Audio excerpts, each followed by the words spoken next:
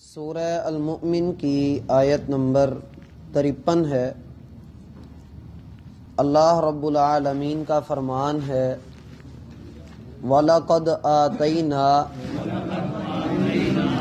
اور یقیناً بلا شبہ ہم نے دی موسیٰ الہدا، موسیٰ علیہ السلام کو ہدایت، وَأَوْرَثْنَا، اور ہم نے وارث بنایا بنی اسرائیل، بنی اسرائیل کو الکتاب، کتاب کا، ہدی و ذکریٰ، ہدایت اور نصیحت کے لیے، لِأُولِي الْأَلْبَابِ، ارباب عقل کے لیے، فَاصْبِرْ، سو آپ صبر کریں، ان وعد اللہ، بلا شبہ اللہ کا وعدہ، حق، سچا ہے، وَاسْتَغْفِرْ لِذَنبِكَ، اور آپ اپنے گناہ کی معافی مانگیے، وَسَبِّحْ، اور پاکیزگی بیان کیجئے، بحمد ربک، اپنے رب کی حمد کے ساتھ، بالعشی والابکار، شام کو اور صبح کو، عشی شام کو کہیں گے جس میں عشاء کی نماز آتی ہے، اور ابکار صبح کے وقت کو کہیں گے جیسے بکرا کا لفظ آپ قرآن میں پڑھتے ہیں۔ پچھلی آیات میں میرا بھائی ہم نے یہ پڑھا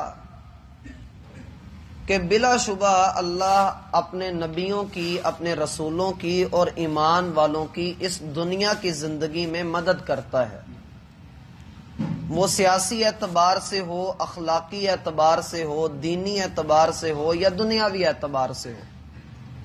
اللہ بہتر جانتا ہے کہ کس کو کہاں پر کس نوعیت کی مدد چاہیے، اور اللہ اپنے بندوں کی مدد کرتا ہے۔ یہاں پر ایک مثال دی جا رہی ہے کہ اللہ نے اپنے بندوں کی مدد کس طرح سے کی۔ فرمایا وَلَقَدْ آتَيْنَا مُوسَى الْهُدَى وَأَوْرَثْنَا بَنِي إِسْرَائِيلَ الْكِتَابَ، ہم نے موسیٰ علیہ السلام کو ہدایت سے سرفراز کیا اور بنی اسرائیل کو کتاب کا وارث بنا دیا۔ بنی اسرائیل کو کتاب کا وارث بنانا اور موسیٰ علیہ السلام کو ہدایت کا عطا کرنا اس لیے تھا ہدی و ذکریٰ لِأُولِي الْأَلْبَابِ، کہ عقلوں والے جو لوگ ہیں، جن کے پاس عقل موجود ہے، وہ اس کتاب سے ہدایت حاصل کریں اور نصیحت پکڑیں۔ اب اگر ہم گہرائی میں اتریں تو اول تو انسان کو اللہ تعالی نے جہاں جسمانی ضروریات اس کے ساتھ لگائی ہیں، وہاں روحانی ضروریات بھی ہیں۔ انسان کے پاس اتنا علم نہیں کہ یہ اللہ تعالی سے ڈائریکٹ پوچھ سکے، ڈائریکٹ اللہ تک اپنے سوالات کو یوں پہنچا سکے کہ یہ سمجھے کہ اللہ کی طرف سے مجھے فوری طور پر کوئی جواب بھی آ سکتا ہے۔ تو اللہ تعالیٰ نے اس کی روحانی ضروریات کو پورا کرنے کے لیے انبیاء کرام کو مبعوث فرمایا، اور انسان کے جتنے بھی سوالات اللہ کے بارے میں ہوتے ہیں وہ وقت کا نبی اللہ تعالیٰ کے دیے ہوئے علم کے مطابق ان کے جواب اپنی قوم کو دے دیتا ہے۔ فرمایا وَلَقَدْ آتَيْنَا مُوسَى الْهُدَى، ہم نے موسیٰ علیہ السلام کو ہدایت عطا فرمائی، اور یہ ہدایت کیا تھی؟ چھٹے پارے میں آتا ہے اِنَّا أَنزَلْنَا التَّوْرَاةَ فِيهَا هُدًى وَنُورٌ، ہم نے تورات کو نازل کیا، وہ تورات ہدایت اور روشنی کا مرقع تھی۔ يَحْكُمُ بِهَا النَّبِيُّونَ الَّذِينَ أَسْلَمُوا لِلَّذِينَ هَادُوا وَالرَّبَّانِيُّونَ وَالْأَحْبَارُ بِمَا اسْتُحْفِظُوا مِنْ كِتَابِ اللَّهِ، اس تورات کے مطابق اللہ کے بھیجے ہوئے انبیاء، ایمان والے لوگ اور وہ لوگ جو اللہ کے لیے اپنے آپ کو وقف کر چکے تھے وہ سارے اس کتاب کے مطابق فیصلہ کیا کرتے تھے.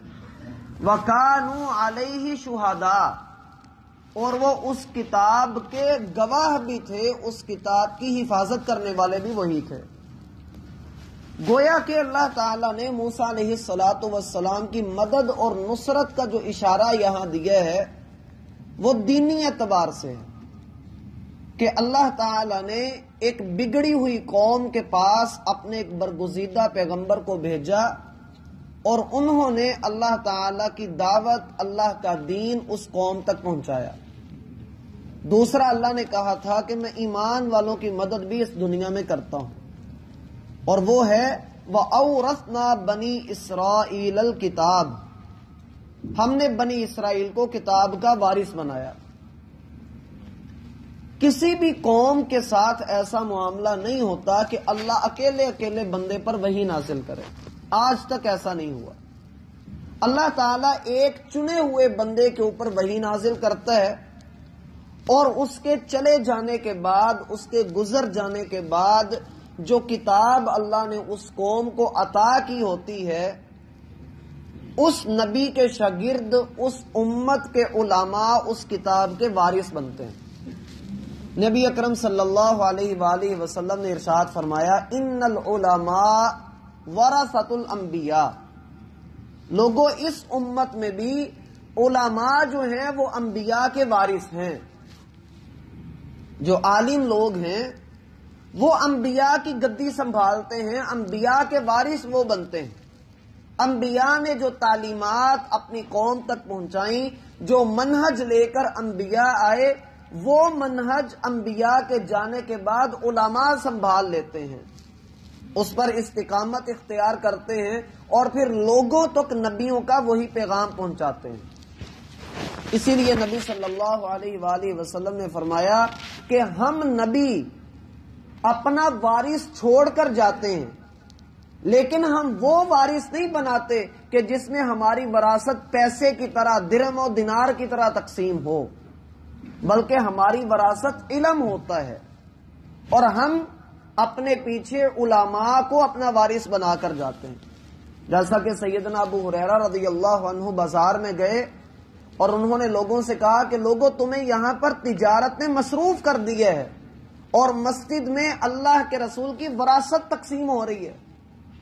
لوگ بھاگے مسجد کی طرف اور وہاں پر جا کر دیکھا کہ کوئی مال تقسیم نہیں ہو رہا تھا اور لوگ جماعتیں بنا کر، مجموعے بنا کر، ٹولیوں میں بیٹھ کر اللہ کی بات سن رہے تھے، سنا رہے تھے، سیکھ رہے تھے، سکھا رہے تھے. لوگوں نے کہا ابو ہریرہ ہم نے تو وہاں پر کوئی وراثت تقسیم ہوتے ہوئے نہیں دیکھی. سیدنا ابو ہریرہ رضی اللہ عنہ نے کہا اللہ کے بندو، جو تم نے وہاں پر دیکھا ہے وہی تو اللہ کے رسول کی وراثت ہے.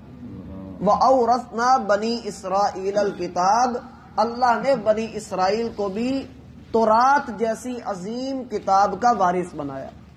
اور وہ کتاب کیا تھی؟ ہدی و ذکری، ہدایت اور نصیحت. یہی بات قرآن کی ہے. قرآن بھی ہدایت بھی ہے اور نصیحت بھی ہے.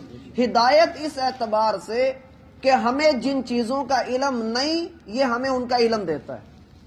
ہمیں عبادت کا علم نہیں ہے کہ عبادت کیسے کرنی ہے، قرآن ہمیں بتاتا ہے کہ عبادت کیسے کرنی ہے. ہمیں نہیں پتا کہ جنت کیا ہے، قرآن ہمیں بتاتا ہے کہ یہ چیزیں جنت کے اندر تمہیں ملیں گی. ہمیں جہنم کا نہیں پتا، لیکن قرآن ہمیں خبر دیتا ہے. قبر کے معاملات کی طرف قرآن ہماری رہنمائی کرتا ہے. ہر معاملے میں یہ ہماری رہنمائی کر رہا ہے، انفرادی اعتبار سے بھی، اجتماعی اعتبار سے بھی. وذکرہ، اور پھر یہ نصیحت بھی ہے. یہ نصیحت کس کے لیے بنتا ہے؟ عام طور پر تو ہم یہ کہہ کر بات مکمل کر لیتے ہیں کہ جی قرآن نصیحت بھی ہے. امام شافعی رحمہ اللہ کا قول بھی ہے کہ اگر آپ کسی کو گناہ چھڑوانا چاہتے ہیں، گناہ سے دور کرنا چاہتے ہیں، تو اسے قرآن کی تلاوت پر لگا دو، وہ بندہ خود ہی گناہ چھوڑ دے گا. قرآن میں اللہ نے ایسا اثر رکھا ہے، ایسی نصیحت رکھی ہے. لیکن یہ نصیحت کس کے لیے ہے؟ یہ قرآن نصیحت کس کے لیے بنتا ہے؟ کیونکہ اللہ تعالیٰ قرآن میں ایک جگہ پر ارشاد فرماتے ہیں یضل بہ کثیرا ویہدی بہ کثیرا، اللہ اس قرآن کے ذریعے کئی لوگوں کو گمراہ کر دیتا ہے اور کئی لوگوں کو اللہ ہدایت دے دیتا ہے۔ سوال یہ ہے کہ یہ ذکرہ کس کے لیے بنتا ہے؟ نصیحت قرآن کس کے لیے بنے گا؟ سورہ قاف جو آگے 26ویں پارے میں آ رہی ہے، اللہ تعالیٰ اس میں اس کا جواب دیتے ہیں، ان فی ذالک لذکرا، یقیناً اس قرآن کے اندر نصیحت ہے ان لوگوں کے لیے، لمن کان لہ قلب او القى السمع وهو شہید، جس میں 3 خوبیاں ہوں۔ ایک یہ کہ اس کے پاس زندہ دل موجود ہو، اس کا ضمیر زندہ ہو، اسے جستجو ہو کہ میں نے اپنے رب کو حاصل کرنا ہے، اس کی رضا کی طرف بڑھنے والا ہو۔ جس کے پاس دل موجود ہے، یہ قرآن اس کے لیے نصیحت بنتا ہے۔ اور اگر دل زنگ آلود ہے تو پھر قرآن کی تلاوت کرنا، یہ زنگ اترے گا، پھر قرآن اپنا اثر کرے گا۔ او القى السمع، یا پھر وہ غور سے سننے والا ہو، بات پر کان دھرنے والا ہو، یہ نہیں کہ اذان کی آواز ہے یہ چلو بعد میں پڑھ لیں گے، ایسا نہ ہو۔ اللہ کا حکم اس کے کانوں میں پڑے تو ادھر ہی اس حکم کو تسلیم کر لے۔ فضیل بن عیاض رحمہ اللہ اپنے دور کے، ان کو کہا جاتا ہے زبدۃ الصالحین، کہ جتنے بھی صالحین گزرے ہیں اگر ساری خوبیاں کسی میں جمع تھی تو فضیل بن عیاض میں تھی۔ اپنے وقت کے ڈاکو تھے، ایک گھر میں ڈاکہ مارنے گئے، وہاں پر گھر کا مالک کھڑا ہو کر قرآن پڑھ رہا تھا، الم یأن للذین آمنوا ان تخشع قلوبہم لذکر اللہ، کیا ابھی ایسا وقت نہیں آیا کہ ایمان والوں کے دل اللہ کی یاد سے ڈر جائیں؟ یہ آیت سنی اور ادھر ہی ڈاکہ مارنے کا خیال دل سے نکال دیا، اور اللہ کے حضور ایسی خالص اور سچی توبہ کی جو نظر آتا ہے کہ آج بھی ان کا نام زندہ ہے۔ نصیحت اس کے لیے جو کان لگائے، وَهُوَ شہید، اس حال میں کہ وہ قرآن کو سچا بھی مانتا ہو، نصیحت حاصل کرنے کا ارادہ بھی پورا رکھتا ہو، دل بھی ہو، کان بھی ہو، اور پھر نیت بھی خالص ہو۔ ہدی و ذکریٰ لأولی الالباب، الباب لب کی جمع ہے۔ الباب جو ہے یہ عربی زبان میں لب ایک لفظ آتا ہے، اس کی جمع لب کا معنی ہوتا ہے عقل، جو ہم کہتے ہیں عقل کا استعمال کرو، یہ عقل۔ اور اولی کا جو لفظ ہے یہ آتا ہے والا، اولی کا لفظ جو ہوتا ہے یہ والا کے لیے استعمال ہوتا ہے، جیسے عقل والا، طاقت والا، قوت والا۔ بات کی سمجھ آ رہی؟ اولی الالباب، اللہ تعالی نے اس قرآن کو ہدایت اور نصیحت بنایا، اور تورات کو اللہ نے ہدایت اور نصیحت بنایا ان لوگوں کے لیے جو عقلوں والے ہیں، عقل والے نہیں، عقلوں والے۔ عقلیں کئی طرح کی ہوتی، عقلیں کئی طرح کی ہوتی۔ ایک آدمی وہ ہے جسے دنیا کے معاملات کا تو ہر طرح سے علم ہے، بڑی سوجھ بوجھ رکھتا ہے، لیکن دین کے معاملات میں زیرو ہے، دین کو سمجھتا نہیں ہے، آخرت سے غافل ہے۔ ایسا بندہ اللہ کے ہاں عقل والا نہیں بلکہ لا علم اور جاہل ہے۔ ایک عقل یہ ہے کہ انسان دیگر تمام معاملات کو جانتا ہو اور اللہ تعالی کے دین سے بے بہرا ہو۔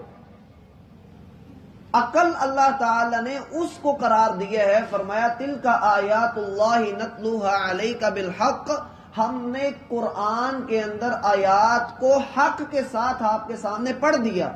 وما یعقلها الا العالمون، اس قرآن سے عقل علم والے ہی حاصل کرتے ہیں۔ اب علم کیا ہے؟ علم وہ ہے جو اللہ نے نازل کر دیا یا محمد رسول اللہ نے فرما دیا، یہ علم ہے۔ اس علم کے علاوہ کوئی علم نہیں۔ اس کے علاوہ جتنے بھی علوم ہیں، آپ جو ہے فائنانس کا علم حاصل کرتے ہیں، کمپیوٹر کا علم حاصل کرتے ہیں، کامرس کا علم حاصل کرتے ہیں، آپ کسی بھی جگہ پر چلے جائیں، یہ آپ کے پاس فن ہے، علم نہیں ہے۔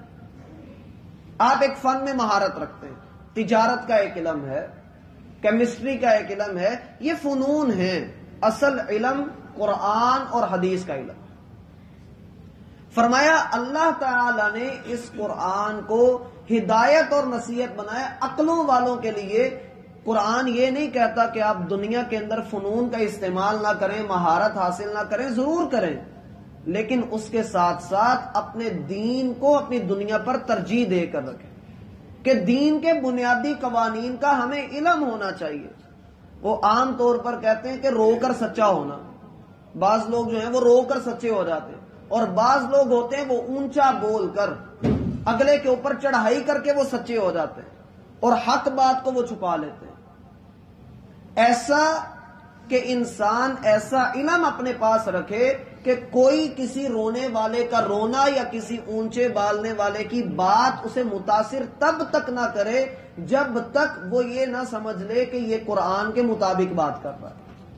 اگر کوئی بندہ آپ کو قرآن کی کوئی بات بتائے اور آپ اسے آنکھیں بند کر کے تسلیم کر لیں اور وہ قرآن میں نہ ہو، تو میرا بھائی اس کا مطلب ہے ہم علم والے نہیں ہیں، ہم نے عقل کا استعمال نہیں کیا ہوا۔ تو اپنی عادت بنائیے کہ آپ کسی نہ کسی حد تک قرآن کا علم اپنے پاس ضرور رکھیں۔